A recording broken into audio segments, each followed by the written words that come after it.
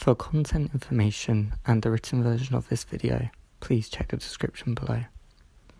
First of all, I want to apologise if you hear any cars or anything. My windows are wide open because it's boiling in here. But let's get right into the video. Welcome to the first video in my Under the Queer Umbrella spin-off series, where I discuss new terms I learned of this week, as well as new terms added or updated on the wiki in the past week. In this entry, we shall be discussing a small variety of queer identities which I found on the LGBTA+ wiki, either through the randomizing button or through looking at the newly added section. Disclaimer: although I've gone into this blog entry and video with the best intentions to educate others and done plenty of my own research into these identities by talking to those who identify with these labels and doing online research, I do not have the majority of these identities, and therefore cannot speak from personal experience. If I get any information wrong, if you're comfortable, feel free to let me know in the comments, and I will amend the blog entry of this video as needed. My intention is to bring awareness to these identities and to educate on the beauty of queer identities. I encourage you to do your own research alongside this entry. You can find all the links to these identities below in the description.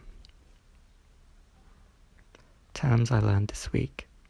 This is a series of terms I found through randomizing the LGBTA+ wiki page each day of the past week. These terms will be placed in alphabetical order with the exception of terms that are directly related to a term I randomized. Sorry about my voice. Baby Choric. Baby Choric is a choric xenogender. Choric refers to any gender that centers around core aesthetics. In the case of Baby Choric, is a gender that centers around baby core, which involves things such as pastels, soft toys, and anything else that's cute and childlike. This term really resonated with me because I've always associated my identity with being a baby. This led me to the ABDL community. I'll discuss this in communities like this in more detail in a future entry, which I didn't feel I fully fit into because I wasn't an adult baby. I was just a baby. This term has finally helped me understand the baby part of myself, so I've adopted it for my own use. I am a proud baby choric individual. I always was, and I always will be. Birchian. The term Birchian refers to those who feel more female than the traditional sense of female. Those who are Birchian could describe themselves as being more than 100% feminine in every aspect. Warnushian. The term Warnushian refers to those who feel more male than the traditional sense of male.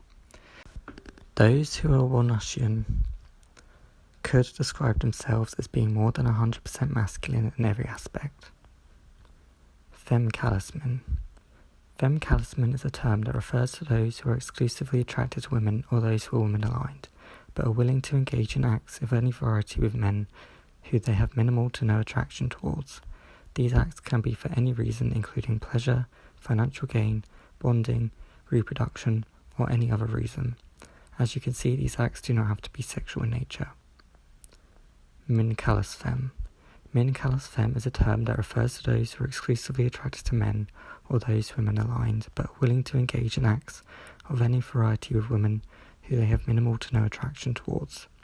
These acts can be for any reason, including pleasure, financial gain, bonding, reproduction, or any other reason. Again, these acts do not...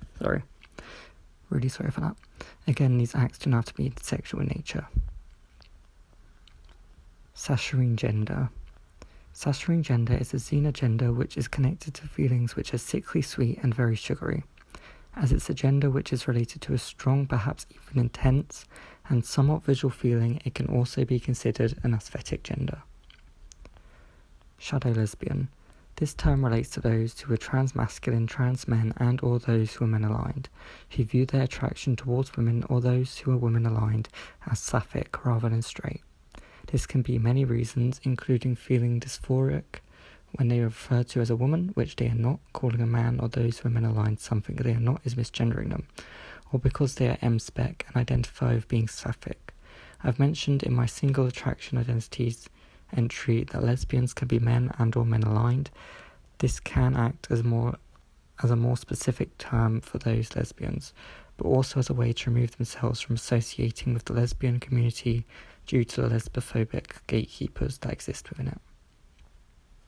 The following is an exclusive identity: space fixie.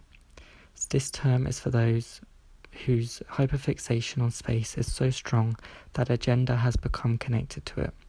This term can only be used by those who are neurodivergent, as it's considered a neurogender. Via binary.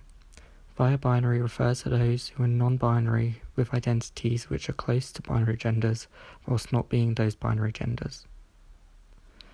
Terms added to or updated on the wiki this week. This is a list of terms I found by going to the recently added section of the LGBTA+ wiki page.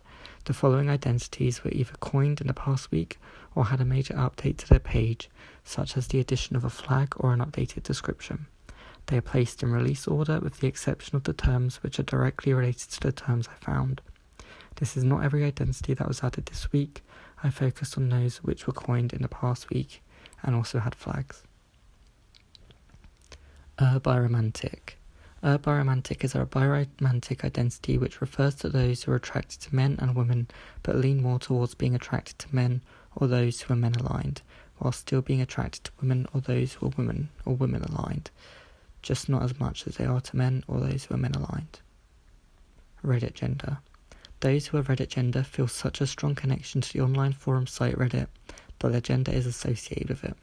Is a xenogender and may also relate to those who feel Reddit affects their gender identity in some way. Discord gender. Those who are Discord gender feel such a strong connection to the app/site Discord that their gender is associated with it. Is a xenogender and may also relate to those who feel Discord affects their gender identity in some way. Reincarnsexual. Those who are reincarnsexual feel attraction to those they believe were special to them in a past life. They feel attraction to all genders so long as they are certain the subject of their attraction was important to them in a past life. The subject could have any connection to them. They could have been a lover or simply a friend. Hemi-bisexual. Those who are hemi-bisexual are bisexual but feel less attraction to one or a small few genders than the others. This term is also referred to as mediasexual, as media in Spanish means half. Coy femme flux. Those who identify with this term are unsure what their gender is, but know that it is in some way related to femininity, and that it fluctuates. Coy mask flux. Those who identify with this term are unsure what their gender is, but know that it is in some way related to masculinity, and that it fluctuates. Frerofluid. Last but not least on today's list is frerofluid, which is a term under the Erisbeck umbrella that refers to those whose loss of romantic attraction fluctuates in intensity, getting weaker the more they get to know another, until eventually fading away completely, never to return. Like all identities, it can be used on its own or paired with others, but you can be frerofluid and gay or bi, etc. I always want to credit those behind the identities, but more often than not, the creators behind them leave no way to reach them. This is not the case for this term. The term and the flag were coined by Twitter users PJ Rainbows and Kaylin Ether, so give them a follow to show your support and tell them what an amazing job they've done. I really like this term because it feels similar to my own experiences of romantic attraction, especially with some romantic partners I had in the past. I'm not sure if I'll adopt this term for myself, but we will see. So that was it for the new terms I learned this week. Who knows what identities I'll discover next week. Don't forget that we will also be discussing the aromantic spectrum, better known as Erisbeck, later this month. Please do your own research alongside these entries, and until next time, happy Pride Month. Don't forget to subscribe and like this video, and comment and share and all of that good stuff. On tomorrow I will be releasing my 9th chapter of A Donut from Cacopia. On Thursday I'll be releasing my accompaniment to my Hunchback of Notre Dame retelling, which will focus on hidden disabilities. and on Saturday I'll be releasing my short story based off of Arachne, the Spider-Woman. So thank you for supporting this channel, supporting me, and I will see you all next time. Bye.